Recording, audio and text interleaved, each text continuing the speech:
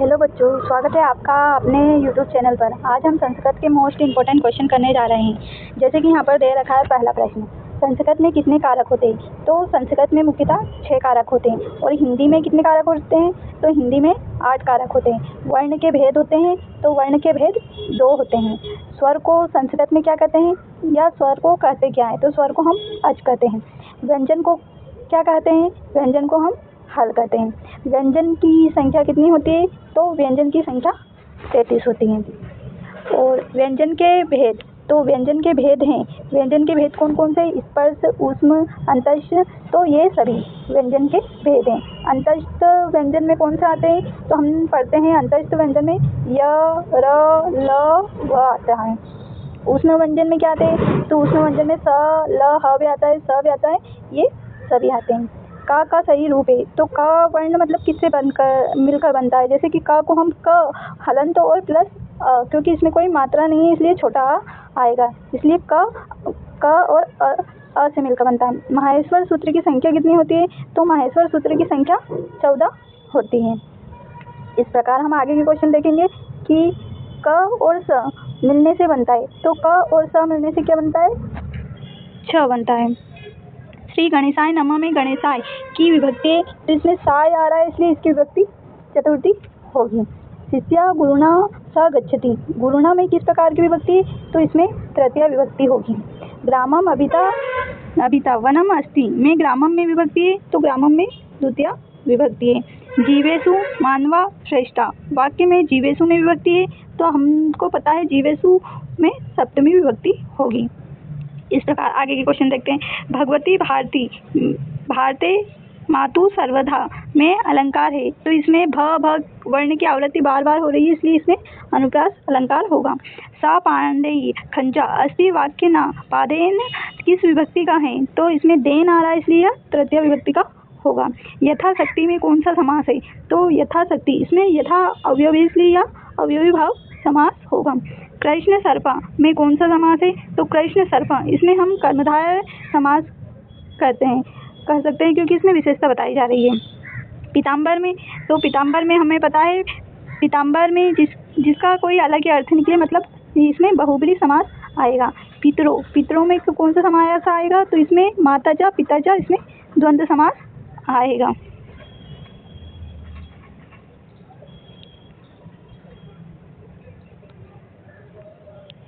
इसके बाद के क्वेश्चन करते हैं। वंश हंस अंग में जो बिंदु लगा है उसे हम क्या कर सकते हैं? तो ये बिंदु जो छोटे बिंदु लगे होते हैं ऊपर, उन्हें हम अनुस्वार कर सकते हैं। जैसे कि झ, ण, न, म में कौन सा व्यंजन होता है? तो ये अनुनासिक व्यंजन के अंतर्गत आते हैं। त, थ, द, ध, न ये दंत के अंतर्गत आते हैं। विसर्ग का उच्चारण स्थान, तो विसर्ग को कंठ में रखा गया है क्योंकि क, ख, ग और विसर्ग को कंठ में रखा जाता है। संधि के भेद कितने होते हैं? तो संधि के मुख्यतः 3 भेद होते हैं। देवालय में संधि कौन सी है? तो देव धन आलय, देवालय में मतलब जहाँ पर छोटे मिलकर बड़ा बनता हूँ वहाँ पर दीर्घ स्वर संधि आती है। रविंद्र में कौन सी संधि आती है? तो रवि प्लस इंद्र, इसलिए यहाँ पर इसका संधि विच्छेद दे रखा, ये सेकेंड वाला सही है। और इसमें संधि कौन सी आएगी? रवि धन इंद्र, इसमें गुण संधि आएगी। वधु धन उत्सव, यह तीसरा विकल्प सही है। पितृणामन में यह पितृ धन इरण, इसमें बड़ी री बनती है इसलिए इसमें दीर्घ स्वर संधि आएगी। देवेंद्र का संधि विच्छेद क्या है? देव धन इंद्र। और ये क्या दे रखा है? तव लयकार रमेशा महोत्सव में संधि होती है, तो इनमें हमको पता है कि इनमें गुण संधि होती है, तो इसका दूसरा ऑप्शन सही है। और यद्यपि इत्यादि, इसमें पित्राज्ञा में संधि बताई गई, तो इसमें यण संधि आएगी। नायिका में संधि विच्छेद बताइए, तो नायिका का संधि विच्छेद क्या होता है? ने धन अका। पंचवटी त्रिलोका नवरात्रम, इसमें मतलब संख्यावाचक में द्विगु समास आता है, इसमें समास पूछा गया है। और पीताम्बर, नीलकंठ, दशानंद, चंद्रशेखर, इसमें बहुब्री समास आएगा क्योंकि इसमें इसका अर्थ तीसरा बताया जाता है, तो इसमें बहुब्री समास आता है। सा पांडेय खंज अस्ति में पांडेय में पद में विभक्ति है, तो इसमें देन आता है, वहाँ पर तृतीय विभक्ति आती है। वृक्षात पत्राणि पतन्ति में वृक्षात पद में कारक है तो वह वृक्ष से अलग हो रहा है, तो इसलिए अपादान कारक आएगा। एकोनविंशति का अर्थ होता है 19 को हम संस्कृत में एकोनविंशति कहते हैं। संस्कृत में कारक बताए गए तो 6 बताए गए हैं। विप्राय गाम ददाति कारका, तो इसमें कौन सा कारक है? यह संप्रदाय कारक आएगा इसमें। समास का अर्थ होता है, समास का अर्थ संक्षेप होता है।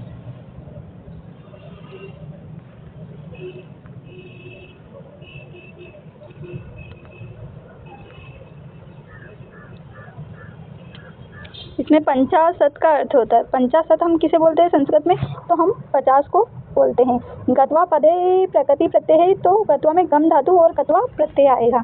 गम धन नम में प्रयुक्त प्रकृति प्रत्यय है, तो गम धन युक्त प्रत्यय आएगा इसमें। पठनियम पद में धातु प्रत्यय है, तो पठ धन अनियर आएगा इसमें। कर्ता का प्रकृति प्रत्यय है, तो इसमें क्र धन रच आएगा। और पठ धातु में तुमून प्रत्यय लगाने से क्या बनता है? तो इसमें पठी तुम बनता है। तुम आता है, उसके पीछे तुमुन प्रत्यय आता है। पठ धातु में श्रत प्रत्यय लगाने से क्या बनता है? तो इसमें पठन बनता है। कर्मधारय समास किस समास का ही एक भेद है? तो कर्मधारय समास तत्पुरुष समास का ही एक भेद होता है। अभिज्ञान शाकुंतलम नाटक में विभूषक हैं, यह क्या है? यह इसने दे रखा है मांडव्य है। श्रीमद् भगवत गीता के अनुसार कर्मयोगी को कर्म करना चाहिए। यह क्या है? लोक संग्रह के लिए। मतलब किसके लिए करना चाहिए? लोक संग्रह के लिए। अभिज्ञान शाकुंतलम के किस अंक में विष्कंभक समास होता है? तो यह चतुर्थ में होता है। श्रृंगार का स्थायी भाव होता है रति। जहाँ उपमेय में उपमान की संभावना होती है, वहाँ अलंकार होता है उत्प्रेक्षा अलंकार होता है। शिशुपाल वधनम की कथा वस्तु महाभारत के किस पर्व से उद्धृत है? तो यह सभा पर्व से है। शुद्ध वाक्य चुनिए। तो इसमें से शुद्ध वाक्य श्यामा गीतम शृण्वन्ति नृत्यति, सेकंड वाला सत्य है। कादम्बरी का प्रमुख नाटक कौन सा है? चंद्रपीठ, तो इसका तीसरा वाला आंसर सही है। उत्तर रामचरित्र के किस पात्र की भूमिका नगण्य होती है? तो विभूषक की। सफर में अभिप्राय इसका क्या है? तो यह जल में चमकने वाली एक छोटी सी मछली है।